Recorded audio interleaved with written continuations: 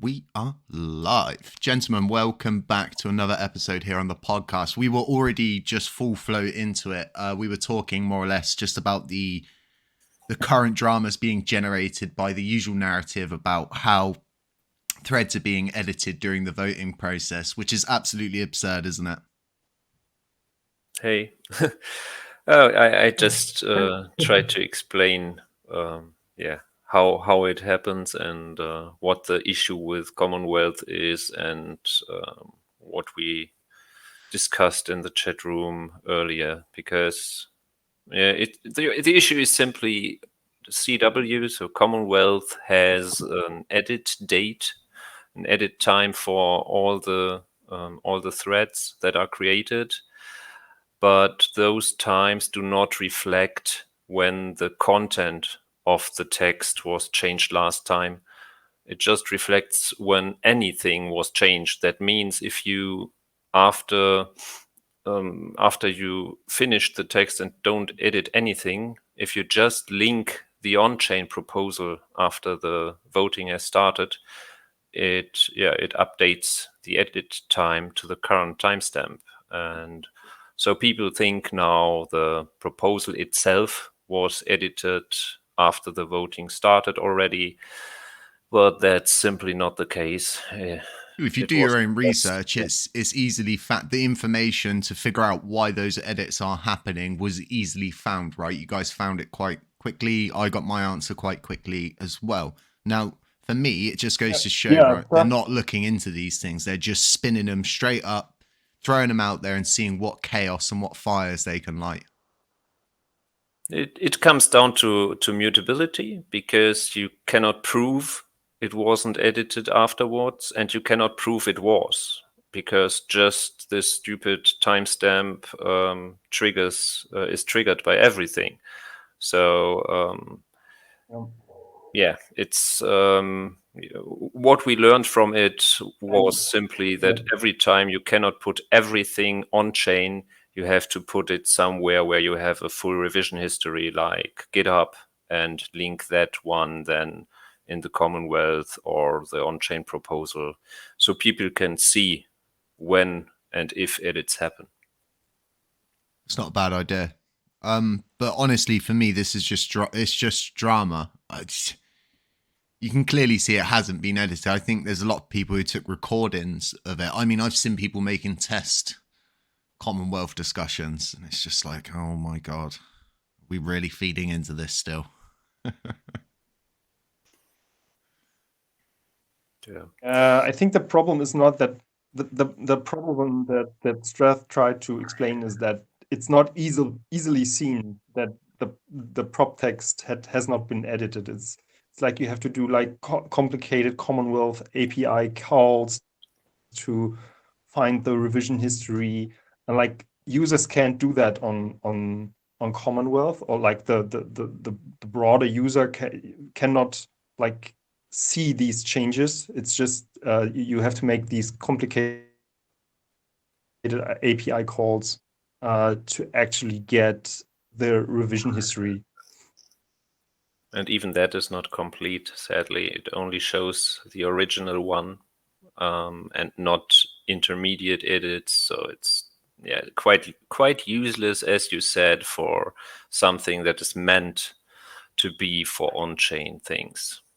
Yeah, that actually kind of makes sense, to be quite honest. So realistically, a way to solve this would be to find out a way to call that API down into an indicator that would maybe go on each individual discussion that is posted in as a thread, and it would say maybe like revision 1 or revision 2, revision 3, that kind of thing.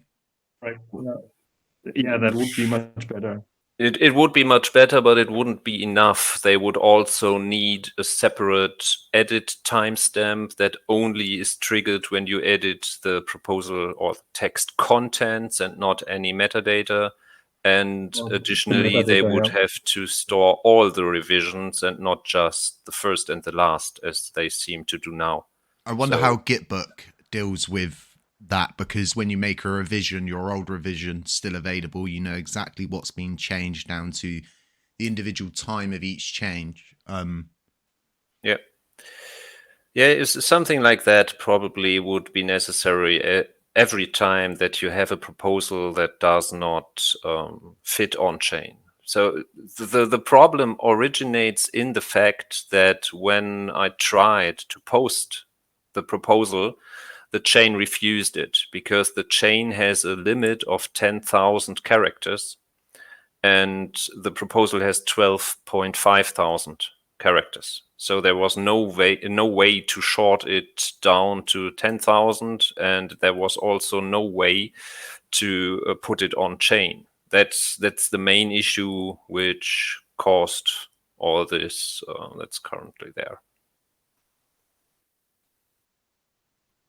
It's just one drama after another. My microphone keeps doing the auto mute thing. So annoying. It's always one drama after another. But I think for me, this isn't realistically like something that is hugely detrimental. It's just something that I think people have picked up on. They're seeing that these changes are happening. They're like, oh, we can actually use this to cause chaos. Because as much as people don't want to admit this, right? They keep a lot of people in perpetual motion. Like I see it with Natty Pat at the moment. She's just kept in perpetual motion arguing with these people. Yeah, I mean, it's for Frag and myself, every second, every minute that we spend in discussions is time we cannot spend in developing, right? This is what I said this in my video. I think yesterday I did a video about Frag and the burn thing and the fact that when you guys are able to knuckle down and not deal with all of this crazy drama and going around and answering stupid questions, which absolutely are absurd to say the least, and you just don't get anything done. But whereas when you're able to knuckle down, you're able to do this USTC burn, at least get it to a point where it can literally be proposed, and if the community decide to support it, those coins will burn. Correct. So it goes to show, doesn't it? You guys are able to knuckle down. But once again, I think we're at a point, and you guys may disagree, where I think you're just gonna have to block and mute all of these people. Because ultimately, it's been 2 years. I think Frag gets this quite well. It's been 2 years. They've done nothing. They're going to do nothing. They're going to provide nothing.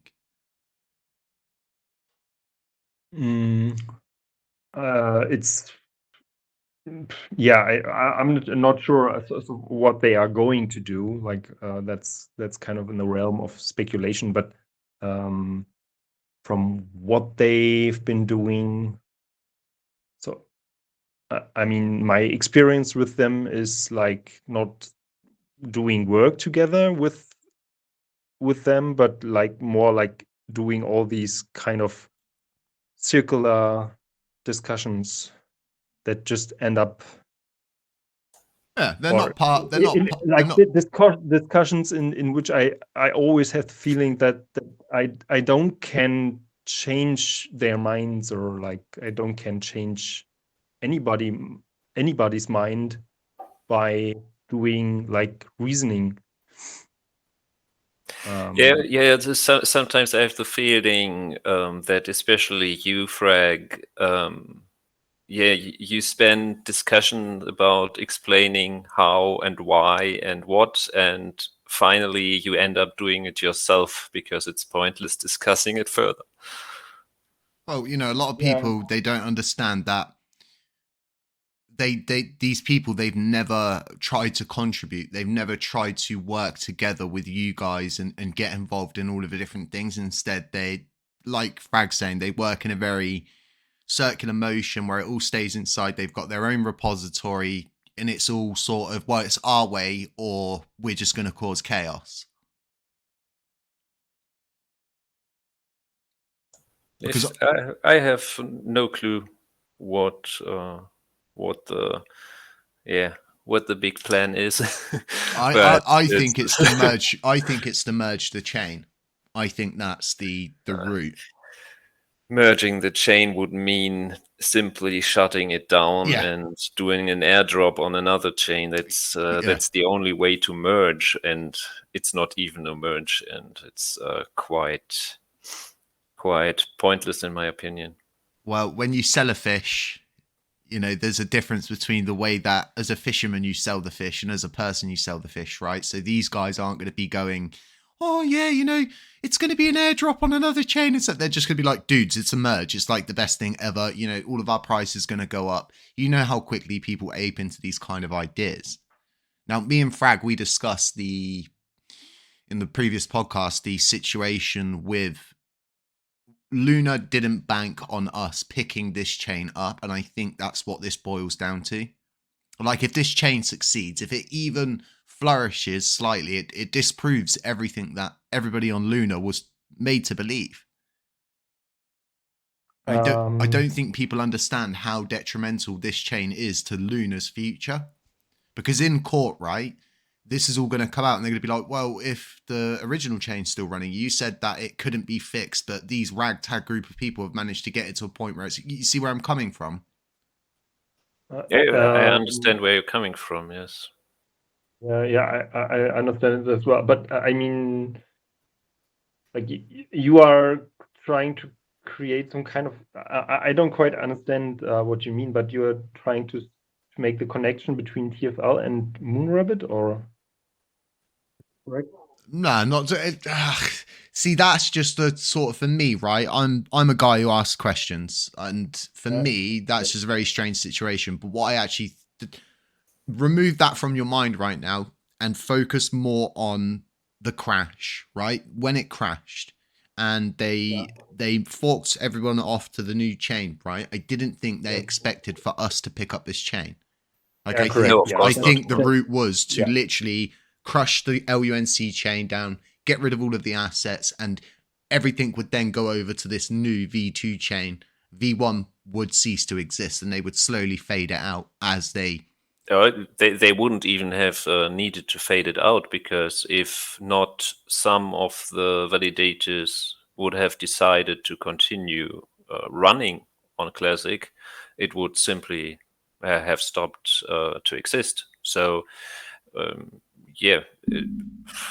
the first step was the validators who decided, oh, we can still keep this up and probably also still gain from it, because it still produces rewards and it's not at zero value. It's near zero, but not zero. And so that was the first step. And then the people that decided to take interest in it. I mean, that's actually pretty interesting, because I mean, the reason why the reason why Luna crashed was like the market module, but ultimately the market module was also the part of the chain that kept the chain alive, because the swaps during the crash,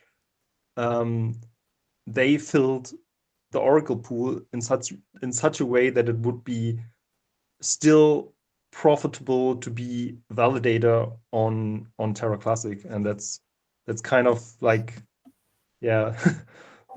it's very, very interesting. In the same manner. Yeah, for me, it's what crashed it kept it alive. That's a good slogan.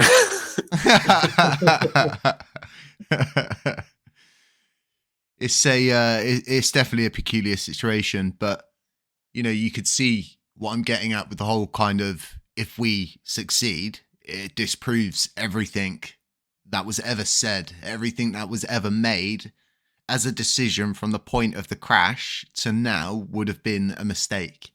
And we will be the community, we will be the chain to either disprove or prove that, in my opinion. So I think we are an existential threat to the existence of the Luna chain, in my opinion. Now, we can already see, right, the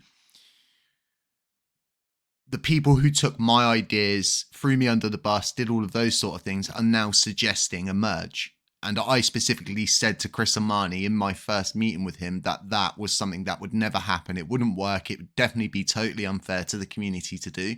And the fact that now it's being like spoken about now, and it's like, I knew this was coming. I knew this was coming. Yeah. So it's interesting, because you seem to, I don't see, or like in my social media bubble, that's not quite an issue. Like, it's not too much an issue. this merge thing. That's I think, Frag, it's those things that are now and then pushed by stable. How is the name? Stable. What, I'm sure Will something Chen. with with Jen and JL and those okay. that bring up the merge and some kind of All of it's the the only way LUNC will survive. So kind yeah, of. and this is coming Yeah, from the okay. group I that remember that one too. Yeah. yeah. So the guys who come up with the whole holacracy idea that Tesla use, it's the same group Yeah, okay. that come up with that are trying to push this merge forward. So, and I Okay. know it's happening, and they're trying to do it because there's specific people that have actually like removed themselves from the situation because they know all of the evidence building up. The court case is getting real now.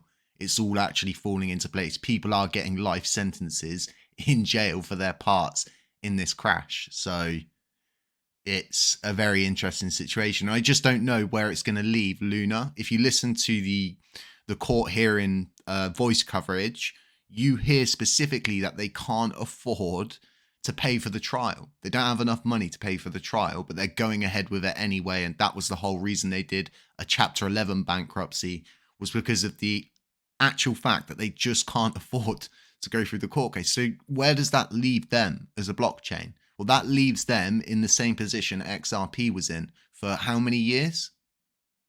You know, that's still going on now. The coin still does not do anything. It's got so much potential.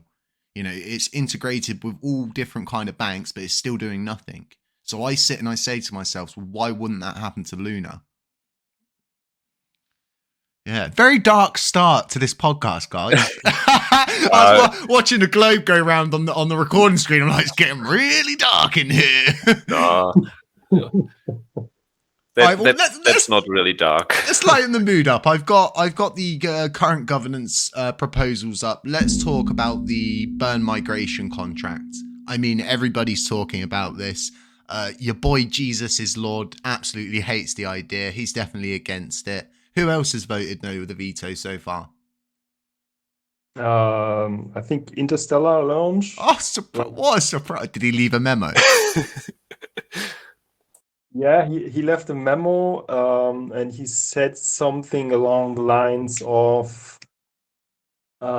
this is going to be like when this passes, then this means that every wallet can be drained like that. I don't quite remember the exact words, but something around that line. So Imagine being a validator and not knowing the difference between a wallet and a contract. he is, yeah, I mean that's ridiculous. I mean he says that when this proposal passes, then it means that every wallet can be drained in that way, but that's actually not true. I mean, he says contract wallet, and refers to the assumption that CEXs use their multi-sig contracts, but I'm not really sure. That's bullshit. Yeah. And none of the major CXs uses the contract wallet. Yeah, makes no sense. Yeah. That's absolutely bullshit. It's too low key. It doesn't have the power that they need. I mean, we use contracts for the NFT projects, for the staking modules, different things like that, but not CEX. Yeah, correct. So a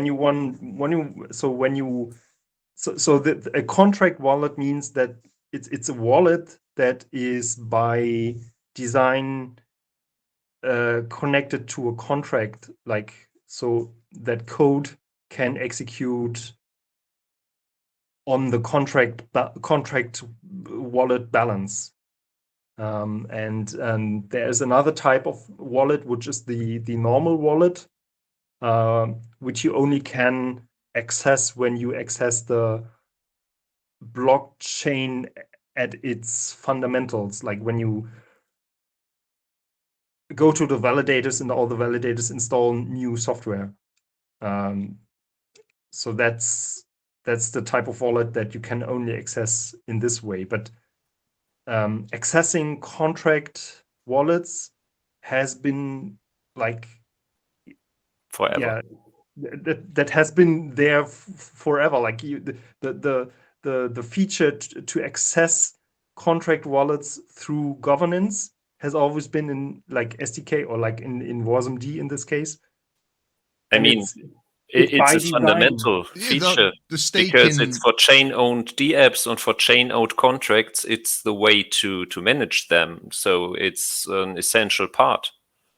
It's an essential part because it takes out the trust element, you know. So it's you need to have like all the projects you have, like also the L2 projects you have, they have like a couple of contracts that represent their project or the dApp they have, and all these contracts that represent their dApp, they are owned by governance contracts, which is driven by governance tokens.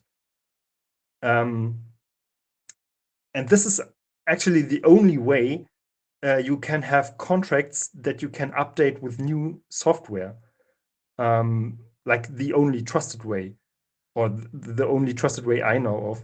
Because otherwise, when you don't have a governance contract which has control over these other contracts which are making up the dApp, then you don't have the possibility. Then you would have to make your contracts static, and you won't be able to update them anymore. Or you have to like make them owned by some kind of wallet, which is a single wallet and which would be a single point of failure. This is in effect, to simplify this, I think best for a lot of people listening, not going to get too technical, it's part of the system. It's there. It's like a utility. Without this ability, I wouldn't be able to have all of the staking contracts with the Penguins, right, Strafe? You wouldn't be able to hold all of those coins in contract wallets, and you wouldn't be able to have that seamless integration. And yes, you would have, because you don't need on-chain governance to change those contracts, apart from when we would if we would remove the admin. Currently, some of the contracts I need to update often myself. They have a single admin wallet, because it makes no sense having a governance contract that manages them, and it makes even less sense to make an on-chain proposal to update my contract if I want to fix a thing, because it takes 7 days then to deploy that code. So on-chain governance for contracts, in my opinion, is really something for really chain-owned things, where no single wallet or no multiple wallets shall have access to migrating the contract at all, when it only shall be done by governance. And if I'm correct, there are also options to upload code that can only be instantiated. So the new contract created from code only by governance, you can limit that if you want to. And those contracts also will only be migratable, updatable by on-chain governance, because there is no administrator wallet who could do it. Boom, the governance wallet, the governance itself is the administrator, right? Yeah. Yeah, cool. You know, guys, this is what is so amazing about these podcasts. Let me just take a little pause here, because I think everybody needs to understand this. Podcasts are really good because you can learn so much. I'm learning stuff every day, and I just picked up a lot of stuff then. But what's so important on the side of the guests is they don't have ChatGPT in front of them. They have the ability to sit there and cultivate the perfect response that you're going to love. You get the real person. You don't get someone who sat there cultivating everything through ChatGPT, putting on the perfect reply, and they've got all of the knowledge they would ever need to make themselves look intelligent, and you just can't fool anyone in these podcasts. You really can't. This is what I love about them. Really do. So, guys, what do you reckon? Are the coins going to burn or what?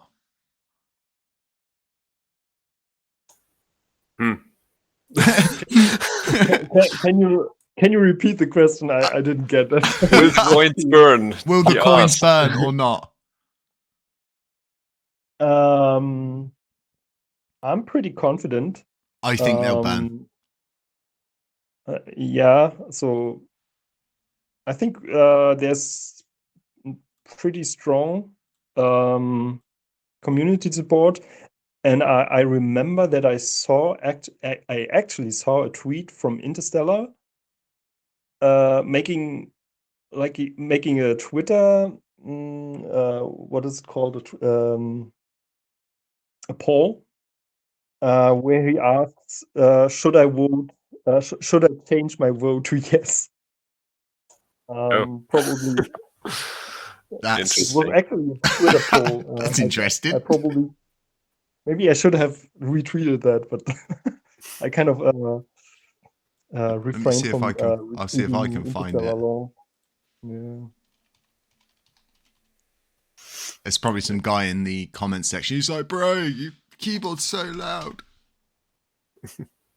Oh, they keep changing their at. What's that at now? Oh, yeah, I've got it. I found it. Here we go.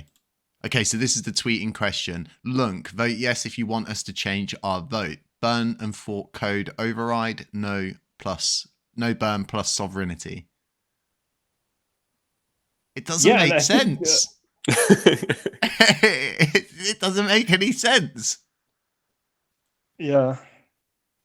Apart from that, it's actually not a fork code, because it's just a contract migration proposal. It's not like he's suggesting, or like he is implying that we are going to try to fork the chain in order to burn these coins, but that's not true. Yeah, that's stupid. And if we were going to do that, why not just reverse split the whole chain at this point? You know, he's just throwing his toys at us. We're only going to reverse split the whole chain, but we're only going to do 800 million USDC. Yeah, it's no. That's why this is totally different. And this is why, like, I keep saying to people, a lot of people don't know the difference, like I swear, between migrate contract proposal, a parameter change, a community pool spend, a text proposal. It's, oh, God. And this whole thing with, like, when people with the paid per job thing being like, oh, you know, we've had a text proposal. It's in place now. It's law. And I just think to myself, well, maybe we should put a proposal up that you can only have one node and make it law. I mean, it's going to be more interesting if people start to use governance v1, because there's not only those few different proposal types. You can literally execute messages. And I think the v1 is somehow more complicated to look through, but we have enough different proposal types already right now. Yeah, it's dulled down, isn't it, on V2 from what you guys made me aware a while ago. They removed a few different proposal types, right? No, there are no real proposal types, I think. Only actually in the new governance system, there's only one proposal type, and each proposal has a section in it where the proposer can say, please execute this blockchain message upon passing of the proposal. And that means that you can literally do anything what you can enforce by governance everything what a single user can do. Like that's by the way, bring back V1. No, that's an interesting thing, because I have looked at it, but I haven't yet really fully grasped it. If you try to execute a message on behalf of a normal wallet, is that really possible, or can you only execute it as part of predefined authority wallets for the respective message. Because if I remember correctly, the authority wallets would be the module accounts. yeah, but no, I mean, if I remember correctly when looking at it, but I'm not really 100% sure, you could not execute a message send on behalf of a user wallet because the chain would deny putting that proposal up. Yeah, okay. Yeah, that I might think be. so, but yeah, that's something. I think that the default, like these message types, I mean, the default would be like the governance module, which executes the message. Yes, and I think you cannot override the signer, for example, of a normal coin sending from a wallet with a simple governance proposal. But yeah, again, I'm not 100% sure, but I think I saw something like that in the code. Yeah, that might very well be. Not sure either. But I mean, you can like the fact that you can execute any type of message or any message type that's available on a blockchain means that you actually kind of have all the proposal types that are possible in one single proposal type. So that's what. Yeah, but it's also the reason why Station failed in the governance section earlier, right? So because all the V1 beta 1 that we used prior and also many DApps used or still use, they can't simply deal with the new governance proposals as long as they don't have only that one legacy proposal in it. So that's a bit of an issue for the DApps to deal with. Yeah, but that's like a backward compatibility thing.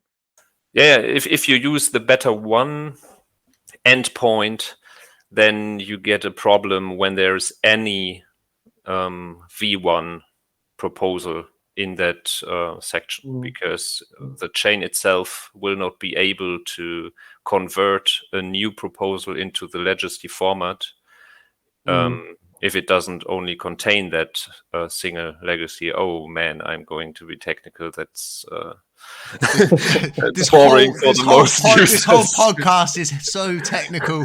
Oh damn! Everybody sat there like, what are they talking about? Yeah. Nah, I'm just kidding.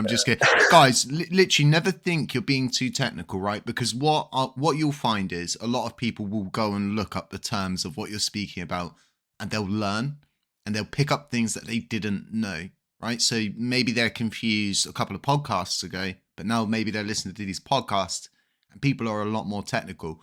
I mean, the community have a pretty good understanding of the blockchain for a community like this. There's not a lot of blockchains out there where the community really understand the technology. So I'm going to throw a wrench in the mix, right? Polygon, Frag. Let's talk about Polygon. Yeah. So Polygon enforced maximum reward rate, right? Yeah, so if I remember correctly, I actually I'm to be honest, I didn't look that up, but if I remember correctly, they have validators too, and if I remember correctly, they're also using Tendermint consensus layer, and they have validators, and they cut down the rewards to a maximum. Like they cap the rewards that they can get out of the rewards pool. And I think that's something that has been discussed on Terra Classic before also.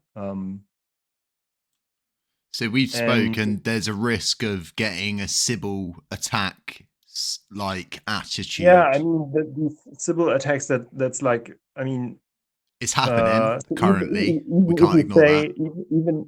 even if you say the DINCOM or the DCM module that failed because it's prone to Sybil attacks, even then, if you say, okay, then we trash DINCOM and we like do this maximum reward thing that is in place on Polygon.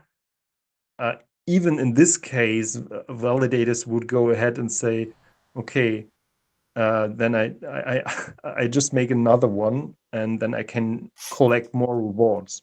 Honestly, I think they would even more likely then in that case. What start to Probably perform even double that, noding? Yeah, of course. It's definitely an interesting situation. It's because we're currently between a rock and a hard place with this thing. And Frag, I don't think the DCM failed the chain. I think the chain failed the DCM, if that makes sense. Because it's not, if these people weren't double noding, right? If people weren't abusing the system that's been introduced to help improve the decentralized nature of this chain, help the Nakamoto coefficient, like it's not so much the DCM that's failing.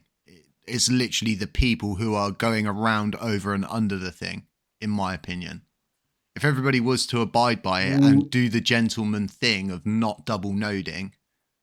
I don't know if you guys have watched Altered Carbon. There's a TV series on Netflix called Altered Carbon. It's actually really good. I recommend my viewers go and watch this if you're looking for something more interesting to watch. And it's set really, really far in the future, and people have the ability to, they have a stack, which is, it basically has your digital DNA frequency on it, and you can put your stack in any body, but it's illegal to double sleeve. So you can't make a clone of yourself, clone your stack, and then have two of you. Like, it's totally illegal. And then, like, this is what I see with like this chain and the double noding thing. It just makes me think of that every time, because like that. Realistically, there should be a rule written into the blockchain that somehow stops this from happening, or some sort of module or device or parameter that stops this from happening. This was actually an idea that was, I mean, that was proposed by Jacob Gedikin. I remember in the Q1 of 23 we discussed something like that.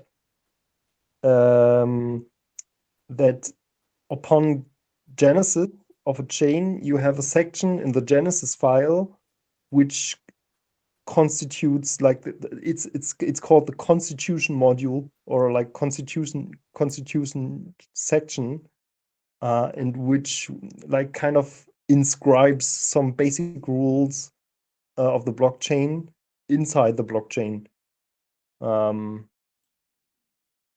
So you mean something like parameters, but some that you cannot change by governance. Yeah, correct. Like, it's just like a text document that is burned into the chain, into the risky, because you will have times where you have to adapt to the circumstances. And imagine we would have in this case, it would be some kind of American system where you have, like, I mean, the American Constitution is also set in stone, but you can have amendments to it. Yes. So yeah, and that would be like that would have been the system like that what was discussed with Jacob Gedikin back then. It's long time ago. Jesus, probably the only positive thing I've ever heard about the guy. The thing is, in my opinion, that there is not much besides ethical thoughts and moral compass that you can do to avoid such situations of Sybils or multiple nodes. And if you, in my opinion, if you create an environment where such Sybils are condemned, but at the same time increasingly incentivized by, for example, reward capping, then you will get the worst form of Sybils, the hidden ones. And I'm not sure if that would be a good idea. But that means also that actually DINCOM, that would mean that DINCOM also was DINCOM, of course. That actually increased the risk of having Sybils. Yes, that's clear, because the DINCOM is something that is, I would personally, from my opinion, call it a compromise between trying to gain more decentralization by reducing the top voting power, in turn for giving them more earning, at least in the beginning, depending on the node, of course. And if you would now try to do the same without the incentive, I guess it would have worse effects, because let's imagine you are a node that we can take Orion or all nodes. I think Orion has lost 1/4 or 1/3 of delegations since DCM was introduced, and still they are earning quite the same, because their forced commission was, I think, doubled, or even more than doubled, and this compensates the decrease. I know that's not true for all the nodes that are affected. That's I wouldn't claim that is. But if you now would say, okay, let's cap the rewards to a commission of 5 or 10%, you would remove this incentive to agree, if you understand what I mean. Yeah, I get it. Yeah, I get it too. So it's kind of, yes, the DCM is kind of a bit something that was bought by shifting delegators' earns to validators' earns, because the commission is the average commission is higher than it was before when you look at the voting power. So that means validators earn more, delegators earn less. But at the same time, that means if delegators don't decide to go with other nodes that are lower in commission, then it's their choice. So I find it complicated. I know the DCM, I did expect more from it in terms of reducing the top VP. I think it did reduce somewhere about 8% VP from the top 5 over the time since it was introduced. But I would have hoped it's 15 or 20, but that's definitely not happened. So, well, of course, you would have to think about if you want to change parameters, but at the same time, I don't think changing the parameters is going to help. I honestly don't think it's going to help. The question is really, if you, for example, would introduce 1% or 2% minimum commission on top, that would equal out the playing field to, I think, position 25. Everyone from 25 to 100 would have the same commission at least, because no one could go with a 0%. But that would probably only lead to a shift of voting power to the top 24.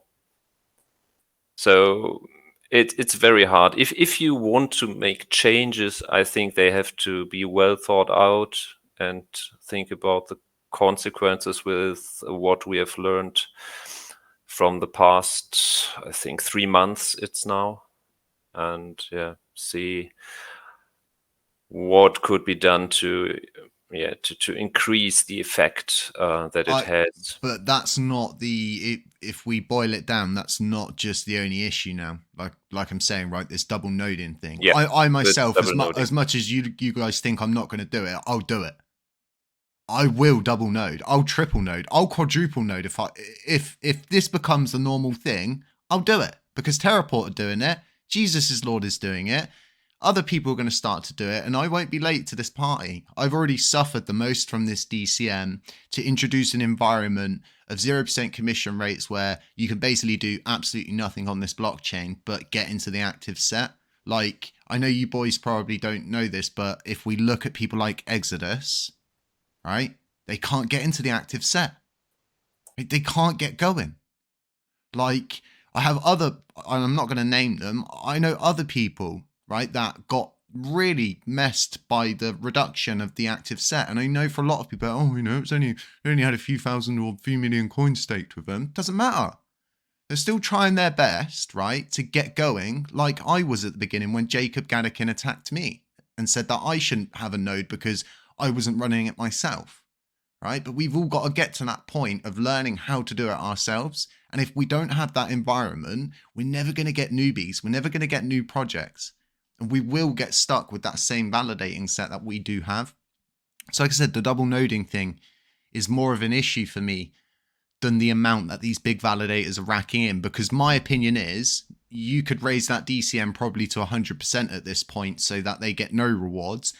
And the likelihood is probably their stake's not going to change much because these are all validators that are funded by the top wallets on chain, right? These are validators that were validating the chain when only 66 of them, right, Strafe? Was it 66 or 5? It was around 60 anyway. It was only a few, yeah. Yeah. You know, they validated the chain for almost 5 months, I think.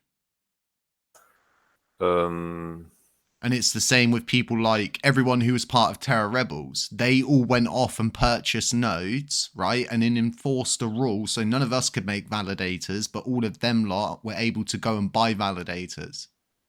And we all got stuffed. So it's all part of like, I'm an elephant. I never forget anything that we've gone through as a blockchain, but I mean, I remember when you planned creating the node and estimated it would be a great success getting 2 billion, 2 billion delegations. Crazy. Yeah. Crazy. But like, my supporters can't support me. Is that fair that the people that want to see me succeed in this space, that believe that I have earned their respect enough to have their support and delegations, and they're going to me, dude, I can't delegate with you. Like, but the amount of messages I've got saying, dude, please spin up another node so I can delegate with you, and then we could just jump between the two, like you're saying. You know, it's a no-brainer. But then, where does that leave us? All right, I double node, Jesus double nodes, Terraport's triple node in, Vegas will probably double node. You know what I mean? We're going to consume the active set, and we'll all be sat in a big pile of poo, you know, because everybody's greedy. And everybody was just like, well, you know. So I don't think, like, I honestly believe at the moment, you know, this is point critical. Like, this is a real serious situation. Like, people are just openly double noding. I think that's worse than hiding it.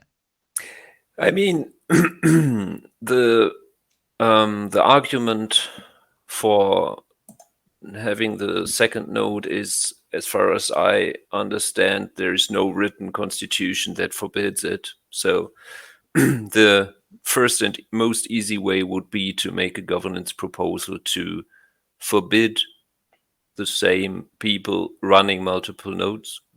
If then people don't really obey to that decision, if it passes, then that's a different story again. But currently, yeah, from the arguments I read, even if it is a civil and it's ethically and morally really not a good thing to do it, yeah, the argument is, yeah, well, there are no rules, there are no guidelines. That's a stupid argument, in my opinion. It comes down to respect. Yes, exactly. You know, it's... We basically are a country that are not educating our children. We're not bringing up the next generation of validators.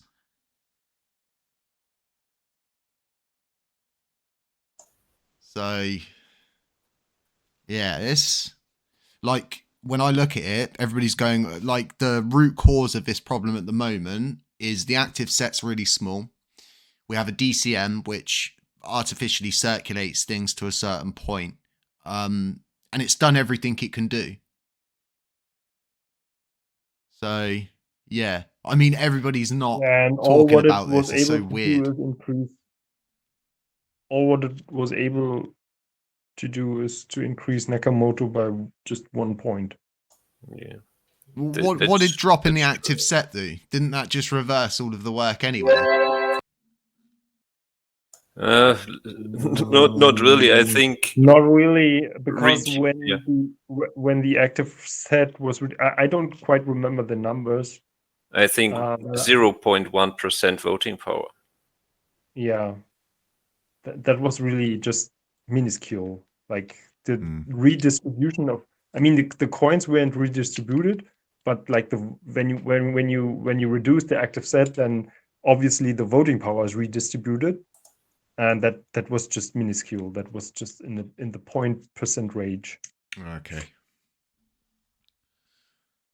Right, guys, talk to me about the current development proposals. What are your thoughts on these? Because there's mixed opinions. As we can see, this is definitely going to be a tight one again on tax to gas and paid per job practical implementation. You guys aren't even asking for money. It's crazy. No, we aren't, but doesn't matter to get arguments about it.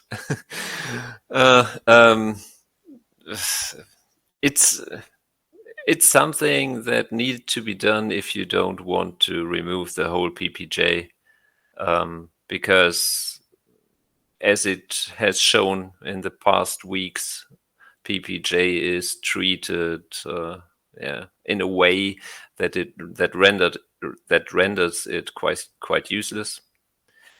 And so either you have to remove it or you need to make a better one. And that is what we tried. And now it's up to governance to decide if that's the way to go or not. I think the most controversial part about the proposal is that it actually asks the community to pay for reviews, right? So I mean, there's a little like section in the proposal that asks for 1,000 plus 15% of the PPJ proposal value. I think that's the part that the community is like confused about. And I mean, you can talk about the value, if it's right or not, if it's if it's a good quote or not. It's not a driverless system. It has to have a driver at the helm. There has to be pay there. So it's not like... Yeah, correct. And that's correct. And it's astonishing for me to see the cycle of like people doing voluntary work and then people cheering at the volunteers and saying, guys, you need to be paid for your work. You're working so hard. And then the people who are doing like this work previously, then they put up spend proposals, and then the same people that cheered are now saying like something about along the lines of you're a grifter, and yeah, you're a grifter basically, and you just want to drive up the community pool. Well, the thing about that is, in my opinion, the review is something that is suggested, and in theory, a bidder and also the community could decide to go without a pay reviewer for a specific job. And what the community pays is, in my opinion, two things. First, it is the review work that is done. But second, it's also the responsibility to fix occurring issues after implementing those changes, because that's what the reviewer is doing. He is taking responsibility to collaborate in fixing any issues that arise from implementing the code. And if the community thinks it's not worth that, then it means, okay, they don't pay the reviewer. And if things go wrong, there will need to be other people that step up and help fixing it if the original authors don't do it. And that's mainly the point. It's not only about paying the work, it's also about paying a kind of small insurance, I would name it, to be sure there is someone that that is working on fixes that could be necessary. Yeah, because currently, if we bite to crunch this thing and simplify it, the people that have been paid have not had their work merged and complete, but they've been paid, and they are just chucking their work on a team of volunteers who haven't been paid since last year. And like we're saying, right, this can't be a driverless system. There has to be someone at the helm, but they have to be trusted as well. We can't just have some ragtag person doing this. It's the amount that is being asked for. It's not. I sneeze at it. I mean, the community pool was really struggling with all of the different things that were going on at this point in time. What is there? 4.2 billion LUNC nearly. That's a considerable amount that the chain saved over a period of time. I know a lot of people don't agree with my not being happy that we're paying Hexagon but not paying all nodes. You know, it was either we paid both of them or didn't pay either of them. So, and that panned out very well for this blockchain, might I say. Hey guys, I just want to take a minute to speak about this indicator that I'm using to trade.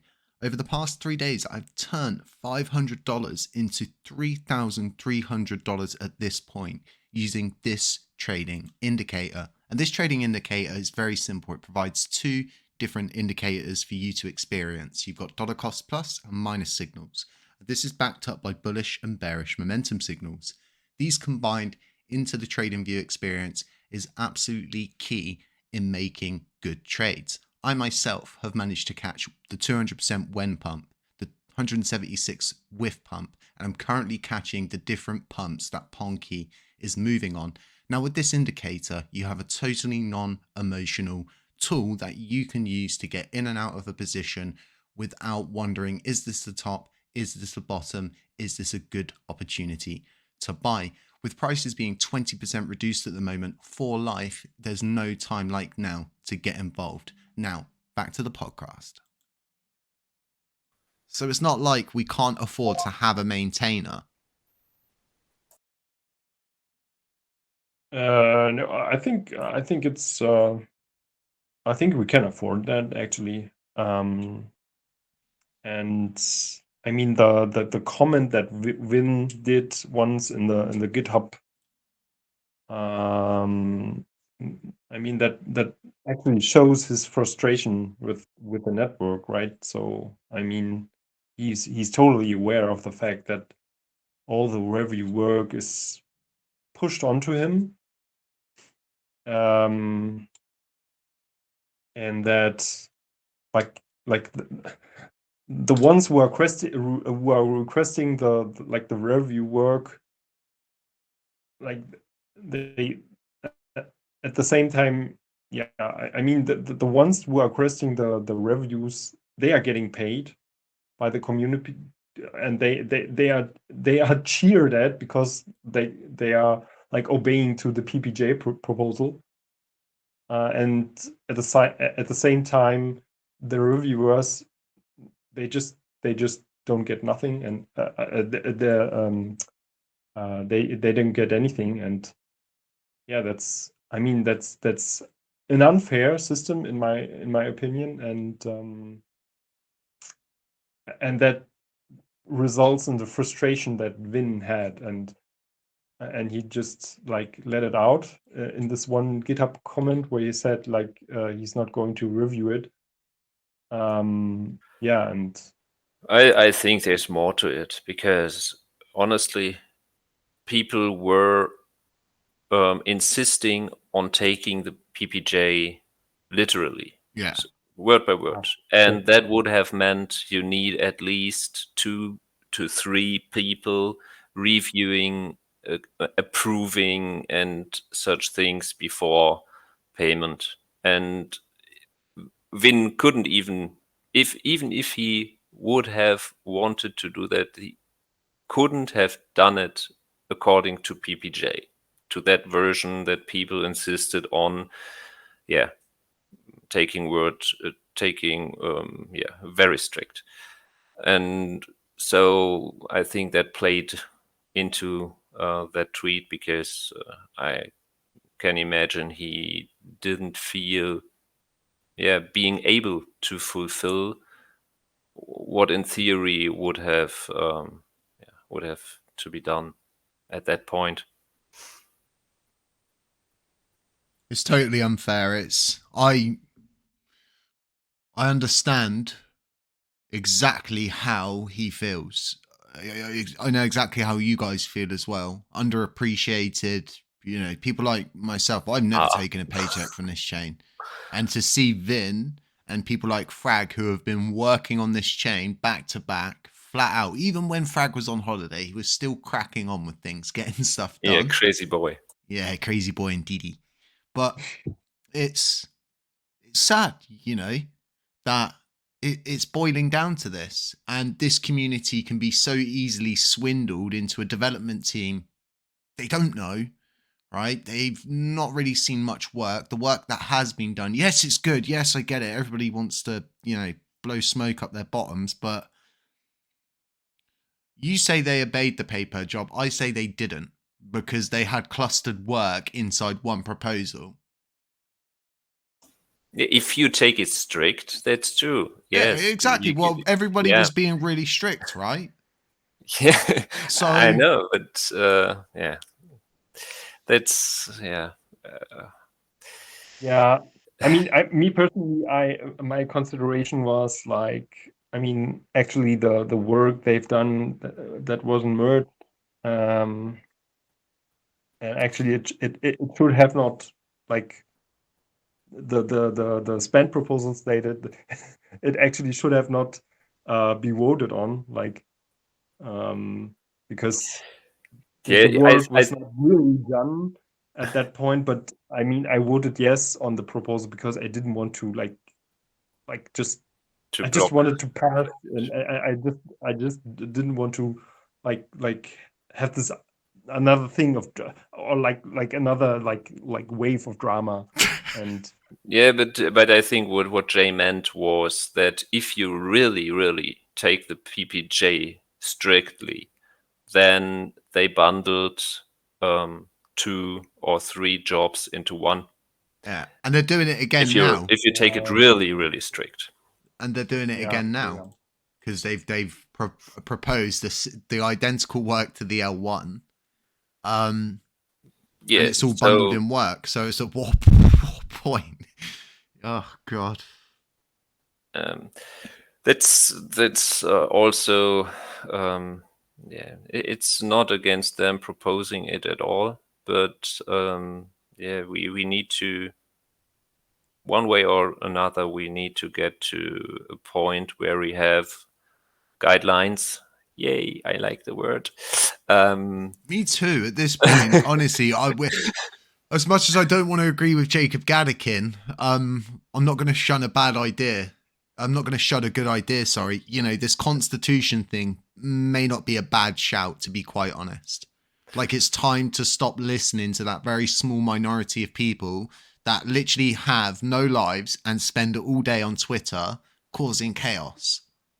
Like, I did a video about Beeble, and I was saying that we need to get listed on Beeble, because if everybody just transferred over to a system where the groups would be, you need to hold, a couple million LUNC to even chat in there, sort of thing, and it just starts to remove all of the noise. I get it, people are you're centralizing things, but well, there's thousands of LUNC Telegram groups. Yeah, there's just chaos everywhere, and I think people feed into it. Like I was saying about Nat, I love Nat to bits. She's such a great person in this community, and she does so much. But watching her run round and respond to everything, feel like she has to dignify everything, which I get it, right? You're fighting your corner, you're backing your corner. I've been there, done it, got the t-shirt, but it just doesn't do anything. Like, you're literally just trying to argue with a brick wall. That's not going to change its position of it being a brick wall. It's a brick wall. Ugh. Yes. Actually, in Germany, we have these very basic rules, and those rules, other than normal laws, can only be changed by a 2/3 majority, not minority. So I don't know. Maybe even if the original idea was to have it in Genesis when the chain was created and only make amendments, maybe there would be a way. I don't know. I didn't think about it prior, but maybe there would be a way kind of making a special proposal type for rules or guidelines that need a 2/3 majority to pass. But yeah, might also be risky. I'm not sure. Just was a spontaneous idea. I think like just starting small, not thinking too broad, too big, but leaving it open ended. So like as a community, we could add to it with governance votes, because there's just going to be this is life, right? You build a system and somebody figures out a way to either break the system, get around the system, or get over the system. It's nothing new, is it? So People No. find ways. they do. They definitely do. Correct. I mean, the water like chooses the way of least resistance, and that means that in order to find the way of least resistance, you have to let the water flow. Basically, that's and then build a dam.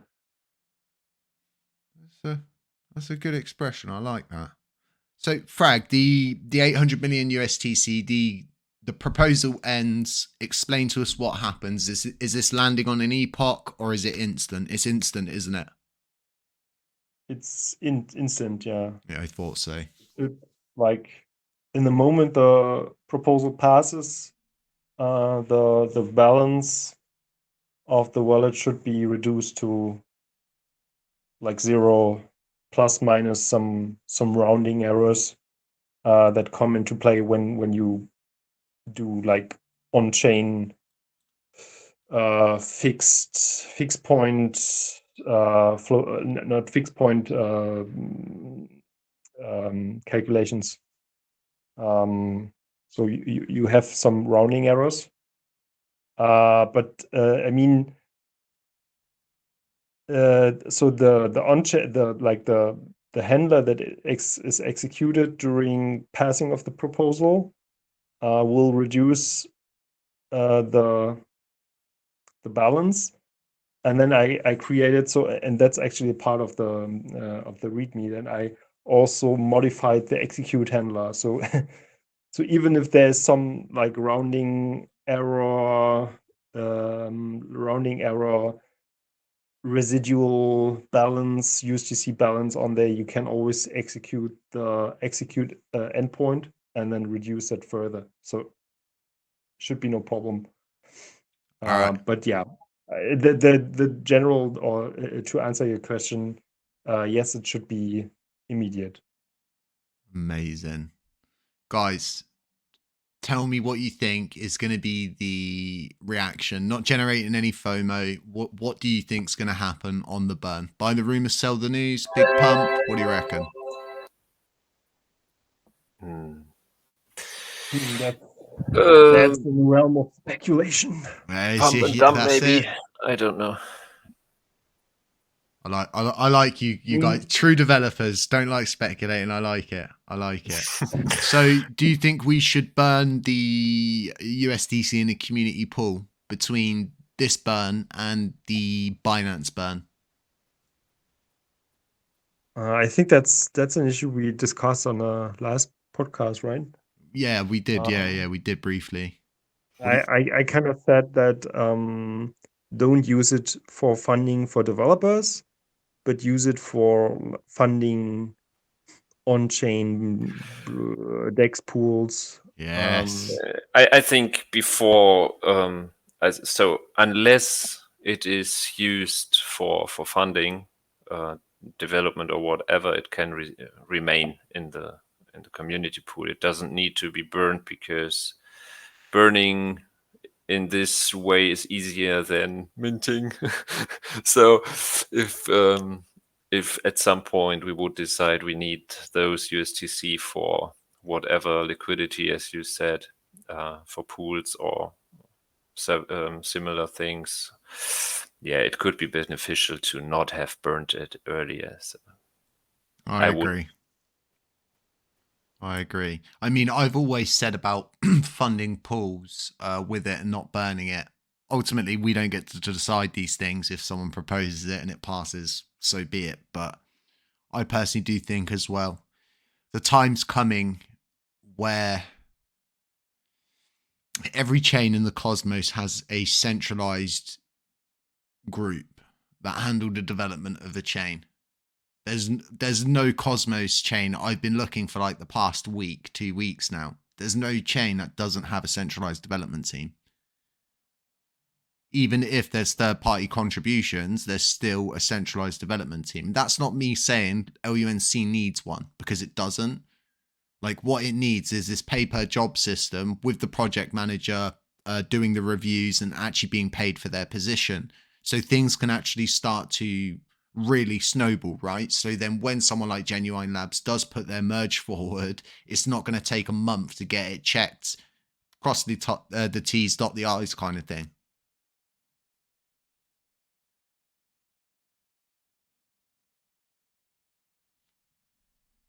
Is that the question? Yeah, that was good. I thought the microphone went off then. I was thinking, someone going to answer my question? Did I not ask the question properly, or not really? Yeah. Damn. Yeah, can you rephrase like, sorry. remember we are both Germans. We don't have to be fair, yeah, it's my fault in this situation. I must admit, I am the variable. I'm definitely the variable in the situation. Let's push forward, and more or less what I was just saying is about the practicality of the pay-per-job system, the need to start snowballing things, right?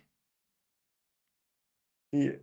So when you I don't know if you guys might not understand the snowball effect, right? Where it goes down a hill, starts picking things up. Like, we're not getting that effect because it takes so long to get work checked, merged, and because we don't have a PPJ with a project manager in this very advanced system in place. Yeah, correct. I mean, currently, if someone like say the amended or like revised PPJ proposal would fail, and then we have like no system, like then we have only the PPJ and the KYC, and that means that there's no core review party.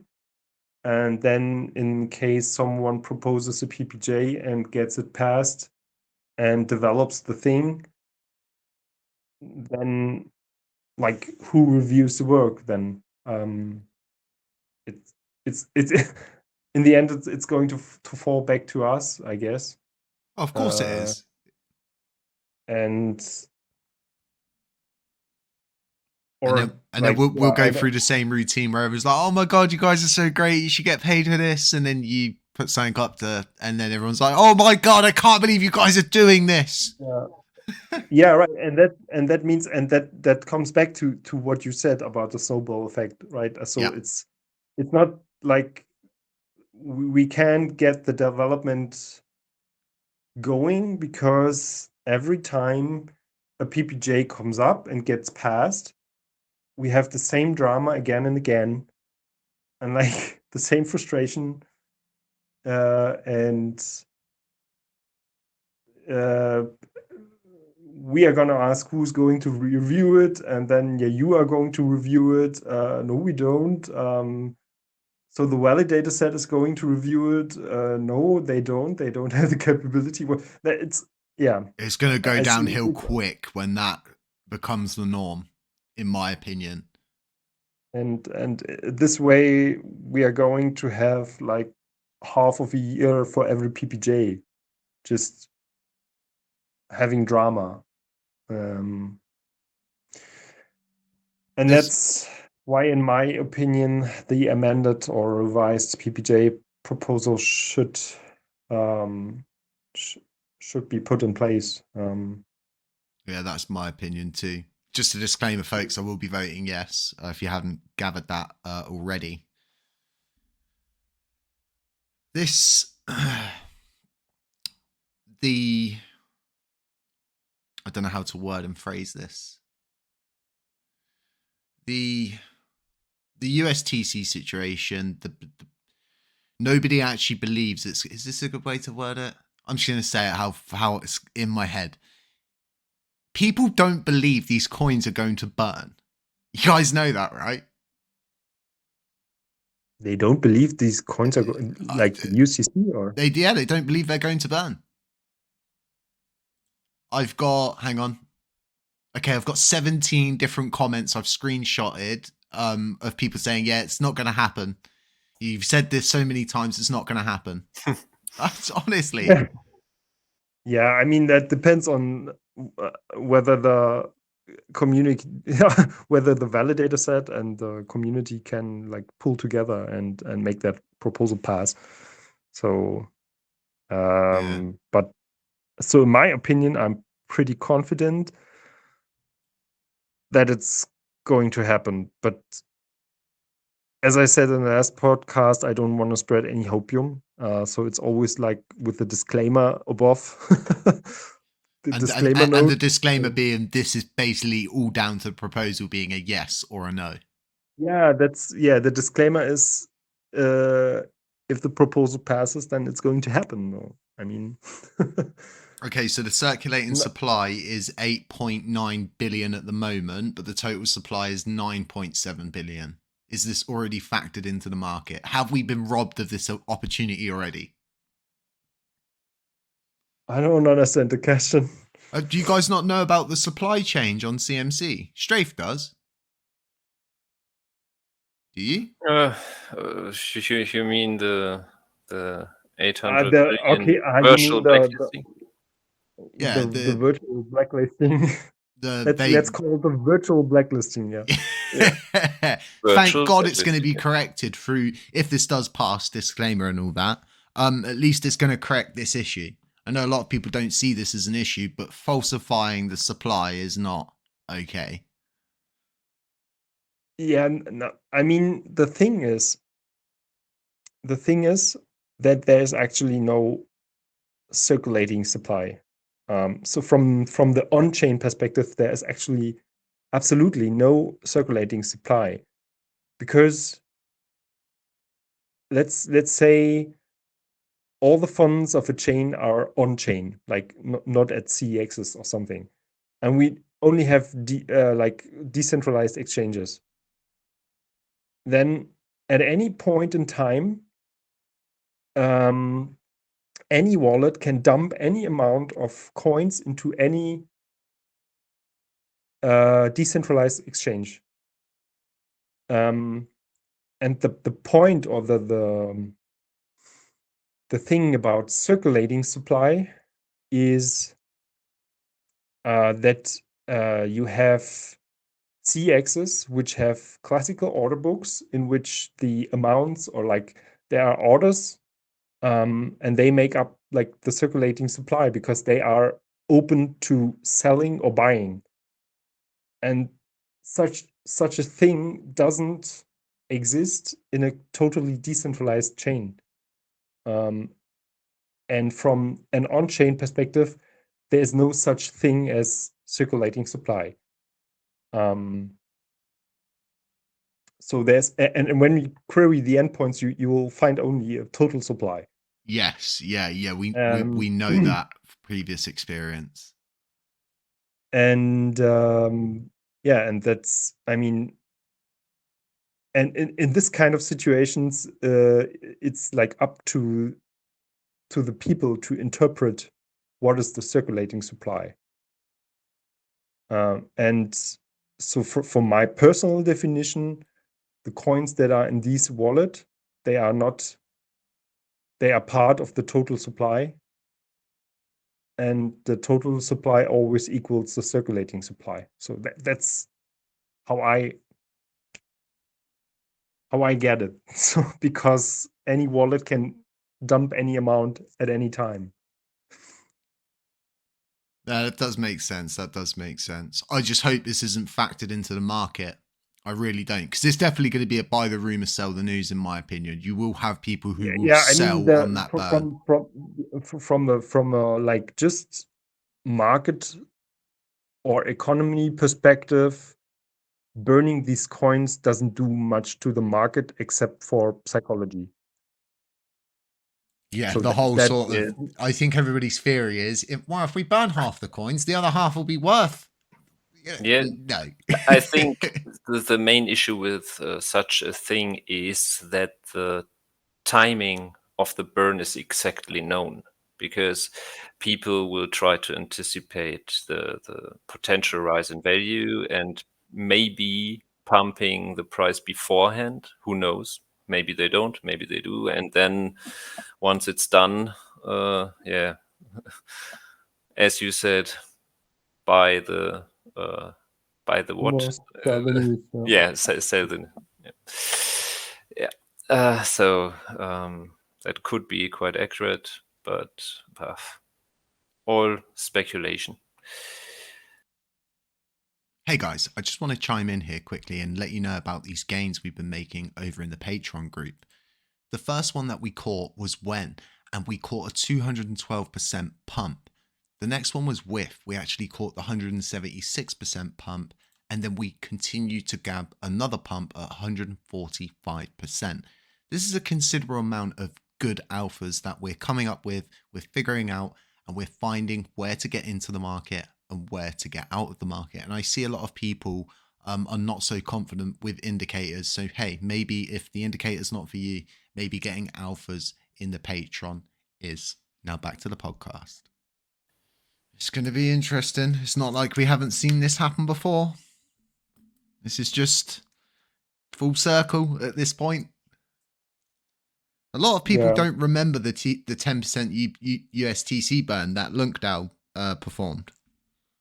It's a very strange, peculiar situation as to who is this guy really? Who knows? Who knows? Guys, anything you want to get out there to your community? Anything you want to just throw out there as we're coming into the end of this?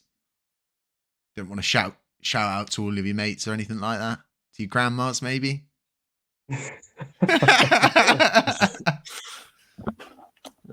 Grandma.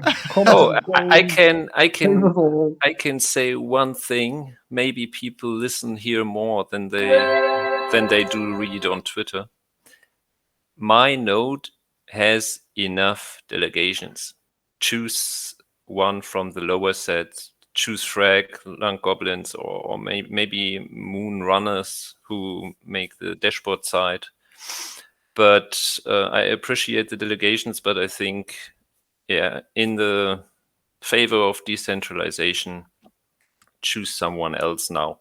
It's really at a level that is more than enough. Well, my personal opinion is people will support who they want to support. If you remove the greed factor, if you introduce an equal playing field, support goes to where it's earned. So, yeah, do with that what we will, folks. Stake with who you want. That's my sort of closing thing here. I think it's really important that those who deserve and earn support should get it. Yes, I appreciate it, but I think, there are, as you said, there are some people that are working but do not get appreciation, and maybe, there are some that deserve it at least as much and are in the lower set. Or maybe game projects, like you mentioned, Exodus doesn't manage to get into the active set. Or people like that. I guess there are a lot of validators that deserve more delegations than they have. And would be good to spread a bit. Amazing. Guys, I really appreciate it. Everybody listening, I hope you've enjoyed this podcast episode. Other than that, guys, trade safe, stay safe, always double ask, question everything, learn where you can, do all of those kind of things. The bull run's coming. You're not going to get another opportunity for 4.5 years.